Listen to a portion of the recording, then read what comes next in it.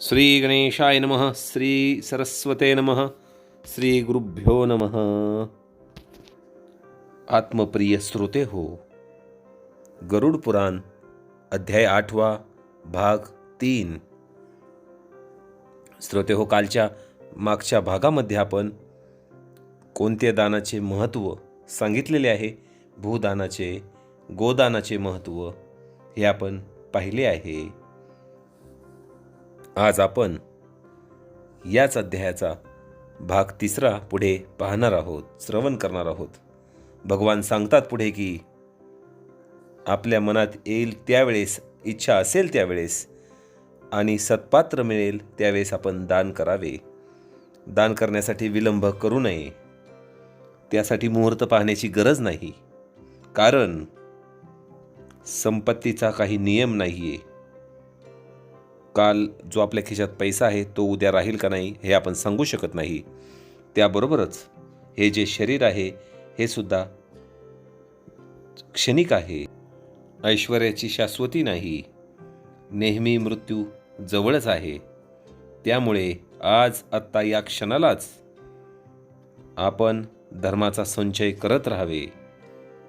थोड्या पैशाने का होईना, परंतु आपल्या हाताने दान करावे. कोणाकडूनही करू नये, आपण स्वतः करावे. आणि असे दान आपल्याला योग्य वेळेस उपयोगी पडणारे आहे. दानेन वर्धते नित्यम. दान आपण जे करतो त्याच्या 10 पट आपल्याला, 10 पटीने जास्त आपल्याला मिळत असते. जसे ही भूमी, जसे आपण धान्याला थोडंसं पाणी देतो आणि तेच आपले जे ढग असते ते आपल्याला 10 पट करून आपल्याला शेतात उगवून देतात, त्या प्रकारे या धान्याचा नियम समजून घेऊन सत्पात्री व्यक्तीला अवश्य दान करावे. जीव जीवस्य कारणम. एक जीव दुसरे जीव जगण्याचे कारण आहे. आपल्याकडे एवढा पैसा आहे की त्याची आपल्याला आवश्यकता नाही आहे. आणि अशी काही लोक आहेत की ज्यांना पैशाची आवश्यकता आहे, त्यापेक्षा कमी पैसे त्यांच्याकडे आहेत. आणि आपण जर त्यांना दान केले तर त्यांची ती कमी भरून निघू शकते. आणि निसर्गाचा नियमच आहे. आपल्याला माहितीच असेल की तुम्ही प्रेमाने द्या, प्रेमाने घ्या, असे दान आपण नेहमी करत राहावे. मनुष्य पृथ्वीवर असताना जे दान करतो ते परलोकात त्याच्या समोर येऊन उभे राहतात. त्याचे ते सहाय्यक ठरतात मृत्यूनंतर. कारण फार मोठे पुण्य केल्याने मनुष्य जन्म मिळतो. मग असा जन्म मिळाल्यावर जो धर्मप्रधान करतो त्याला उत्तम गती प्राप्त होते. धर्म, पुत्र, धन, पुत्र, स्त्री हे सर्व अस्थिर आहेत. म्हणजेच आपल्याबरोबर कोणीही येणार नाहीये. मग मृत्यूनंतर कोण येतं तर केवळ धर्म आणि केवळ आपले कर्म. जोपर्यंत जिवंत आहे तोपर्यंत आपले सर्वजण असतात, पण नंतर कोणीच आपल्याबरोबर नसतं. आणि आपण मेल्यानंतर क्षणात स्नेह नाहीसा होतो. आपणच आहोत हे आपण स्वतःला कायम सांगत राहावे. कोणीतरी आपल्या उद्धारासाठी काही आपले सहाय्य करेल. कोणाच्या तरी आशीर्वादाने आपला उद्धार होईल, आपल्याला यश मिळेल, असे अजिबात होणार नाहीये. ही गोष्ट लक्षात ठेवा. आणि म्हणूनच भगवान कृष्ण गीतेत आपल्याला सांगतात, स्वतःचा उद्धार आपण स्वतःच करणे. मनुष्य हा स्वतःचाच मित्र आहे आणि मनुष्य हा स्वतःचा शत्रू देखील आहे. त्यामुळे आपले भाव, आपले विचार, आपले संकल्प हे नेहमी सकारात्मकच ठेवावेत. नेहमी चांगले ठेवावे. दुसऱ्यांविषयी वाईट मनात विचारांनी चुकीचे आहे. नेहमी चांगले ऐका, नेहमी चांगले बघा, नेहमी चांगले बोला, नेहमी चांगले कर्म करा, नेहमी सन्मार्गावर राहा. नेहमीच दुसऱ्याला सहाय्य करत राहा, मदत करत राहा. दुसऱ्याबद्दल चांगले विचार करा. दुसऱ्याच्या कल्याणासाठी शक्य तेवढी तुम्ही मदत करत राहा, जेवढी तुम्हाला होईल तेवढी. आणि हेच पुण्यकर्म आहेत, हेच आपल्याला परलोकी गेल्यावर उपयोगी पडणार आहेत. श्रोते हो, त्यामुळे आपण आपल्या हाताने नेहमी दान करत राहावे. कारण आपले जे आयुष्य आहे ते अतिशय क्षणभंगूर आहे. क्षणभंगूर म्हणजेच पुढच्या क्षणाला काय होईल हे आपण देखील सांगू शकत नाही. मेल्यावर या देहाला जाळून टाकले जाते. तुम्हाला तर माहितीच आहे काय परिस्थिती आहे. मृत्यूनंतर कोणी घरात काही ठेवत नाही आपल्याला. परंतु धर्म एकटाच आपल्या व्यक्तीबरोबर असतो, त्या व्यक्तीबरोबर असतो. मेल्यानंतर पैसा हा घरीच राहतो. पैसा असून देखील, पैसा मेलेल्या माणसाला असून देखील नसल्यासारखा आहे. स्मशानातून ज्यावेळेस आपले बांधव माघारी येतात आणि आपले कर्मच आपल्याला पुढे सहाय्य करतात. शरीर हे अग्नीमध्ये जळून जाते. शरीरही त्या व्यक्तीबरोबर येत नाही. फक्त केलेली कर्मे त्या व्यक्तीला सोबती असतात. मग ते पुण्य असो किंवा पाप, ते बरोबर असतात आणि ते भोगावेच लागतात. या दुःखसागर रूपी संसारात कोणी कोणाचा बंधू नाही. सर्व आपले कर्म संबंधापुरतेच एकत्र आलेले असतात. आणि कर्माचा क्षय झाला की पुन्हा सर्वजण दूर होतात. ज्याप्रमाणे पाणबुडीवर लोक थांबून पाणी पितात आणि एकत्र येतात पाणपोईच्या तिथे, पाणी पिताना तिथे जेवढा संबंध असतो एकमेकांचा, तेवढाच संबंध कुटुंबामध्ये, आपल्या जीवनामध्ये आपल्या बंधुभावांचा असतो. पाणीपोईवरून पाणी पिऊन झाले की लोक आपल्या प्रवासाला सुरू लागतात, एकटे सुरू होतात पुढे. तसेच आपले कर्म भोगून झाले की जो तो आपापल्या मार्गाला निघून जातो. श्रोते हो, अतिशय महत्त्वाचा भाग आहे. त्यामुळे माता, पिता, पुत्र, बंधू, स्त्री यांचा फारसा काही संबंध येत नाही. संसारात कोण कोणाचा पुत्र आता कोणीच कोणाचे नाही कलियुगात. त्यामुळे आपण सत्कर्म करत राहावे.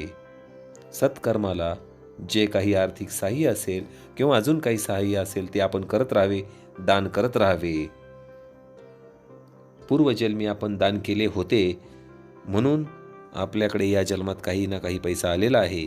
आणि या जन्मात जर आपण ते केले तर पुन्हा आपल्याकडे ते येणार. धर्मापासून अर्थ सिद्ध होतो, धर्मापासून इच्छा पूर्ण होतात आणि धर्मापासूनच आपल्याला मोक्ष मिळतो. आणि म्हणून आपल्याला धर्म, अर्थ, काम आणि मोक्ष या 3 पुरुषार्थांच्याशी आपला संबंध आहे. धर्म हे एक मूळ आहे आपले सर्वांचे. त्यामुळे मुळाला आपण पक्के करावे. धर्म संवर्धन करावे लागेल, धर्म प्रचार करावा लागेल, धर्म रक्षण करावे लागेल. धर्माचे रक्षण केल्यानेच आपले रक्षण होते. पुष्कळ पैसा असल्याने रक्षण होत नाही.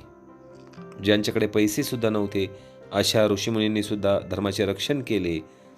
धर्माच्या मार्गानेच त्यांनी मोक्ष प्राप्त करून घेतला आहे. मात्र धर्मस्य अर्थन्यहम, धर्म प्रचार करण्यासाठी, धर्माचे रक्षण करण्यासाठी पैसा हा लागणार आहेच. अन्न वस्त्र निवारा हे प्रत्येकाची नितांत गरज आहे. म्हणून अन्न वस्त्र निवारा हे आपण जेवढे होईल तेवढे पवित्र मनाने दान करत राहावे. ज्याचा धर्मशील असा पुत्र असेल तर त्याला देवसुद्धा पूजतात. धर्मशील पुत्र असला पाहिजे. अशा धर्मशील पुत्रालाच सत्पुत्र असे आपल्याकडे म्हटले गेले आहे. सुपुत्र, जो पुत्र आपल्या आतुर असलेल्या बापाला दान करतो, बापाकडून दान करून घेतो, सपात्री दान केलेले त्याने जर असेल, त्यामुळे आपला आत्मा त्यांनी पवित्र केला आहे असाच त्याचा अर्थ होतो. बापाच्या निमित्ताने द्रव्याचे दान आपल्याबद्दल केलेल्या दानापेक्षा 100 पट अधिक आहे. वडिलांसाठी केलेले दान आपल्यासाठी केलेल्या दानापेक्षा 100 पट आहे. आईबद्दल केलेले दान 2000 पट आहे आणि बहिणीबद्दल केले तर 10,000 पट आहे. आणि सख्या भावाबद्दल केले तर ते अक्षय आहे. बघा, अशा प्रकारे कलियुगाचा विचार करूनच हा ग्रंथ लिहिला गेलेला आहे. आज मनुष्याचा सर्वात मोठा शत्रू भाऊ झालेला आहे. भाऊ भावाचा स्पर्धक झालेला आहे. भावाभावामध्ये केवळ संपत्तीवरून, प्रॉपर्टीवरून वाद होतात. अशा वेळेस इथे सांगितले आहे की आई वडील आणि बहिणीपेक्षाही जास्त पुण्य भावासाठी दान केल्याचे आहे. अशा प्रकारे भावाभावामध्ये एकमेकांबद्दल कृतज्ञता राहावी, आदानप्रदान राहावे, यासाठी भावासाठी केलेले दान हे अक्षय सांगितले गेले असावं. दान केल्याने उपद्रव होत नाही, यमाकडून त्रास होत नाही. भगवान सांगतात की हे गरुडा, अतुरावस्था झाल्यावर जर लोभामुळे दान केले नाही तर तो मेल्यावर सर्व बांधव त्याला म्हणतात की हा फार कंजूस होता, कंजूस व्यक्ती, हा इहलोकही आपला घालवून बसतो. आपल्या कंजूसपणामुळे हौस मौस तो अडवून बसतो. तेवढंच काय तर काही काही असे आहेत की ज्या प्राथमिक गरजासुद्धा भागवण्यासाठी उत्साही नसतात. त्यामुळे त्यांची कुटुंब नेहमी त्यांच्यावर नाराज असतात, नाखुश असतात. असा व्यक्ती दानधर्मही करत नाही, सत्कर्मही करत नाही. मग हा करतो काय? हा फक्त पैशांचा केवळ संग्रह करतो. अशा व्यक्तीला समाधान मिळत नाही, आनंद मिळत नाही, सुख मिळत नाही, भोग मिळत नाहीत आणि अशा व्यक्तीला परलोकातही सुख मिळत नाही. असा हा कंजूस समाजामध्ये कंजूसच म्हणवला जातो आणि मेल्यावर सर्व बांधव म्हणतात की जाऊ द्या, मरू द्या, फारच कंजूस होता. पुत्रबंधू सर्वजण त्याला दान करविणार नाहीत तर ते सर्व ब्रह्महत्या करणारे आहेत. अशा अर्थीने गरुड पुराणातील दानाचे वर्णन करणारा हा अध्याय 8 भाग नंबर 3 इथे समाप्त होत आहे. गोपाळ कृष्ण भगवान की जय. तर ते व्हिडिओ आवडला असेल तर लाईक करायला विसरू नका. हा व्हिडिओ आपल्या मित्रपरिवाराला, नातलगांना देखील शेअर करा. धन्यवाद.